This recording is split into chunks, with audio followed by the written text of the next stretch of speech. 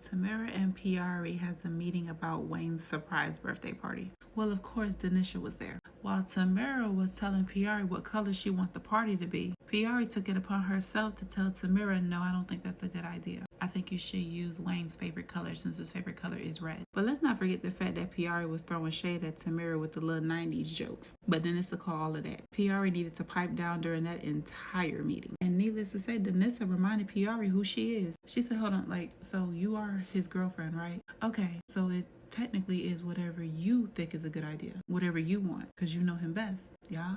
Well, Piari didn't like Denissa's vibe, and Denissa didn't like Piari's vibe. Piari told Tamara that she thinks she should fire Denissa because she's very unprofessional. She talks out of turn. Well, Tamara told Piari that that's kind of what she need right now. Somebody that's just going to be bold. Tell it like it is. But maybe she can work on her delivery a little bit. Well, after Piari leaves, Denissa and Tamara talk. Denissa said there's something about Piari. She know that that's Wayne's assistant and all, but her responses was too personal. She's taking all of this very personal. And she thinks that Piari likes Wayne.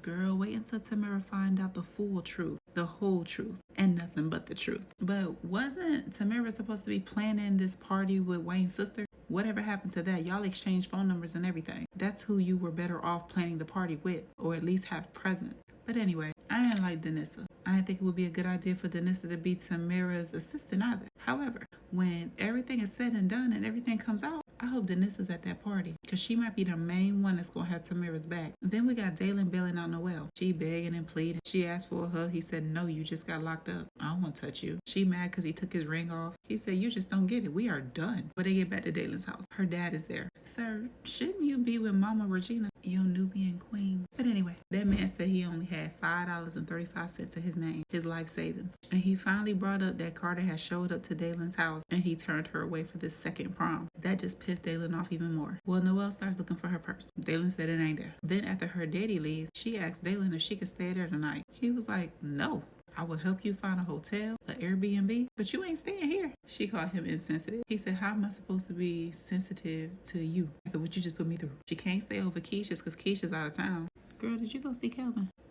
Either way, Dalen said he does not care. She need to go. He walked her out. Will attempted to. She kind of just got mad and stormed out. She gets on the phone, get ready to call the hotel and realizes she could not pay for the hotel because she doesn't have her purse. So she calls Carter. She goes over there to Carter's house. Carter said, yes, I do have your purse. Well, why don't you come on in and let's talk? How much y'all want to bet she ain't gonna stay at a hotel tonight? She gonna stay at Carter's. Then we got Natasha telling Rolanda that she is keeping the car, but she's gonna switch everything over to her name. She's questioning why Kendrick changed all of a sudden. Rose says she happy that she living in her peace over there at her house. She ain't got to deal with all that mess. Girl, anymore, because your house was a whole trap house a couple months ago. Let's not forget about that, Rolanda. You just got your piece back a couple months ago. Baby, your house was on front page of the Sunday's paper, Channel 19, CNN, Fox, NBC, CBS News. You get the point. And did you ever help Malachi Jr. with his little situation? Did you ever help Malachi Sr. get a job?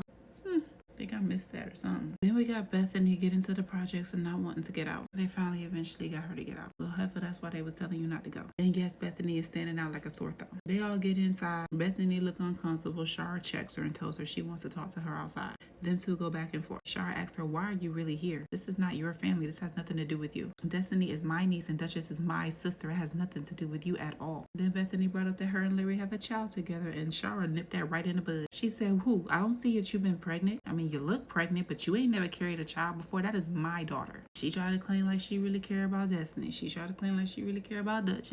Heifer, just a few seconds ago, you were talking about Destiny was not welcome in your house after finding out that she joined the gang. And let's be honest, the only reason why you are there is because you found out that Shara was there. And you're uncomfortable. And after that Halloween nightmare that you had, you are going to be keeping close tabs on Larry because you don't want it to come true. Shara genuinely lives rent-free in your head. Face it. Well, everybody going off. Bethany called herself trying to be the voice of reason. They having a whole intervention. Shara snatched Destiny's hood off her head. Destiny's constantly getting smart. Ran in her room and slammed the door in Shara's face. Shara tried to open it, but she locked it in time. Duchess breaks down, talking about she lost control over Destiny. I could have sworn she said that Destiny be putting her hands on her too. I could have sworn I heard Duchess say that. But anyway, she said she can't keep living like this. Then we got a skit of Bethany going outside while Duchess was sitting out there trying to talk to her. All Bethany kept saying is, why won't you move? Why won't you leave from here? Duchess had to let her know why and how she ended up there, how hard it is for her, and that she ain't white. It ain't that easy for her. She had to give Bethany the prejudiced white people in power speech, because of course we all know Bethany has no idea what she's talking about. Leave it up to Bethany, she probably think everybody gets treated equally and fairly and racism is over, even though she's very racist herself. But anyway, Delicia telling her friends that she put Armand in his place. Skip, girl, no you didn't. That man started laughing because he knew you were coming back. She ain't gonna tell Shayla about Armand, and she ain't gonna tell Shayla about the money, but she did say she's done with working with Armand. That is until you need money again. $10,000 tips don't come often. Dominique trying to be a bedside warrior skit, and that other skit of her skit. Y'all are not gonna try to make me like her. She still has yet to reap what she sowed. Angelina telling Anthony that he should be ashamed that Armand had to buy Shayla a house. Skit, that is not his woman. Kai don't even know he live in an apartment. You need to be worried about Shayla fixing food for that child. Rashad telling Glow that Dom is out here trying to serve two masters by saying that she can heal a terminally ill woman. Skit, Glow talked to Dom. She told her she need to stay in her place. That herbal lady that she recommended is not a good idea. But Dom's gonna learn the hard way. She's gonna cost y'all. She gave Rashad so much static for messing up the taxes, but she getting ready to get them sued. Shut down. I wonder did Mike pull out already? I mean, we know he didn't pull out of Sunny.